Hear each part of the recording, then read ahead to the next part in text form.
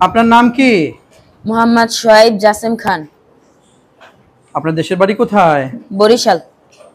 বরিশালের পোলা, হ্যাঁ। তো আপনি হেফজ কত পাড়ায় পড়েন? 14 পাড়ায়। 14 পাড়া চলতেছে। তো আপনি জেনারেল কোন বিভাগে পড়েন? পঞ্চম শ্রেণীতে। পঞ্চম শ্রেণীতে। আজকে আপনার কি পরীক্ষা? ইংরেজি পরীক্ষা। হ্যাঁ জি, প্লিজ আমাকে একটু আপনার প্রশ্নটা পড়ে একটু শোনাবেন, আমরা একটু শুনবো। জি, আমাদের প্রশ্নের শুরুতেই একটি প্যাসেজ আছে। Rokeya Khan is Laila's friend. She is also Bangladeshi. She also goes to Naogaon primary school, but she is in class 4. Her birthday is 18 September 2012. Her father's name is Anwar Khan and her mother's name is Aisha Haidar. They live at Hospital Road in Nauga.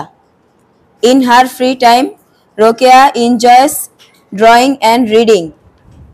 She signed her English language club application on 12 November 2022.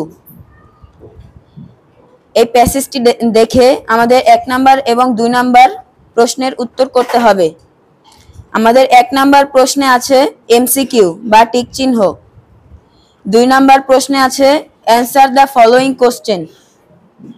3 number প্রশ্নে আছে write the rhymes I mean to do my work today. মাশাআল্লাহ। সম্মানিত দর্শক শ্রোতা, এই ছেলেটা 14 নম্বর পাড়ায় পড়ে, মোটামুটি বড় হয়েছে। তো ক্লাস 5 এর বইগুলো খুব ভালোভাবেই পড়তেছে এরা। তো দেখেন, এই সন্তানের বাবার কিন্তু আত্মতৃপ্তি আছে, যেহেতু ছেলেটা বাংলা, অঙ্ক, ইংরেজি, ভূগোল, সমাজ বিজ্ঞান সব বিষয়গুলো পড়তেছে, পাশাপাশি সে 14 নম্বর পাড়ায় পড়ে। হাফেজ হতে যদি আরো 2 বছরও লাগে, তারপরেও কিন্তু তার কোনো দিক থেকেই সময়ের একটু লস নেই। সে হাফেজ হওয়ার পরে স্ট্যান্ডার্ড ভালো একটা ক্লাসে ভর্তি হতে পারবে। আর আমরা আগের দিনে বুঝতাম যে না, ছেলেটা হাফেজ হলেই হবে, আর এখন এমন একটা দ্বার প্রান্তে এসে দাঁড়িয়েছি, শুধু হাফেজ হয়ে কোনো লাভ নেই। জীবন চলার জন্য তাকে অবশ্যই জেনারেল উচ্চশিক্ষায় শিক্ষিত হতে হবে। তাকে সে যদি কওমিতে পড়ে দাওরা করতে হবে, না হয় তাকে কামেল পাস করতে হবে, অনার্স করতে হবে, মাস্টার্স করতে হবে।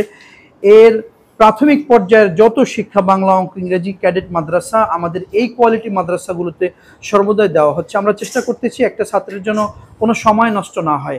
সে হাফিজি পড়বে, কায়দা পড়বে, নাজেরা পড়বে, পাশাপাশি অবশ্যই সে জেনারেল শিক্ষায় শিক্ষিত হবে।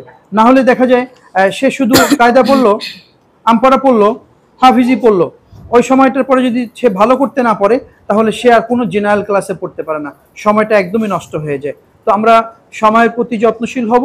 আর যে অভিভাবক, গার্ডিয়ান আছেন, আপনাদেরকে বলবো, আপনারা যে প্রান্ত থেকে, যে জায়গা থেকে আমাদের ভিডিও দেখবেন, আপনারা ওই প্রতিষ্ঠানে আপনার ছেলে মেয়েকে পড়াবেন যেখানে হেফজ, কায়দা, নাজেরার পাশাপাশি সুন্দর জেনারেল শিক্ষার পরিপাটি ব্যবস্থা রয়েছে।